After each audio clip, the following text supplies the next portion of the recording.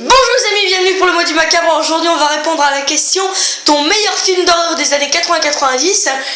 En vrai au début je pensais que ça allait être difficile, mais finalement j'en ai trouvé un qui date de... Alors va falloir que je retourne la date parce que oui, j'ai tapé des assez bons vieux films que je trouvais bien et voyant leur date pour dire si c'était bien la bonne date qu'il fallait, et j'ai trouvé un film désolé hein. J'ai trouvé un film de 1984 réalisé par Wes Craven, une très grande saga, la saga des Freddy, et moi je vous parle du tout premier, Les Griffes de la Nuit, alias A Nightmare on Elm Street. Donc c'est un très bon film d'horreur qui correspond bien du coup à la question des années 80. C'est un bon film d'horreur, surtout le premier. Je trouve que il y a beaucoup de scènes qui sont bien parce que c'est le début du cauchemar.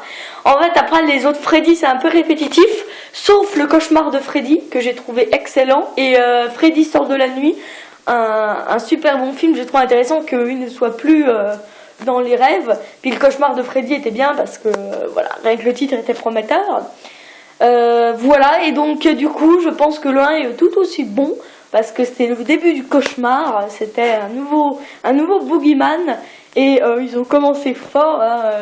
Moi une scène qui m'a marqué dans le premier, c'est quand il est dans le rêve au début de la blonde là, enfin je crois, et il étend ses bras comme ça, il a des énormes bras qui se déplient comme ça, et voilà, donc pour cette question je répondrai, on ne me voit pas du tout, en fait il faut que je sois face à ma fenêtre pour qu'on me voit. Les Griffes de la Nuit, alias A Nightmare on Elm Street. J'espère que vous serez d'accord avec moi. Demain, on répondra à la question...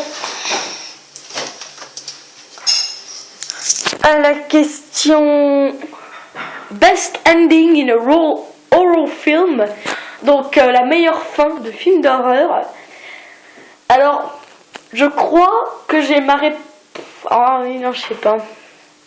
Parce que pour moi, une meilleure fin, je vous explique vite fait pour moi, puis on répondra demain.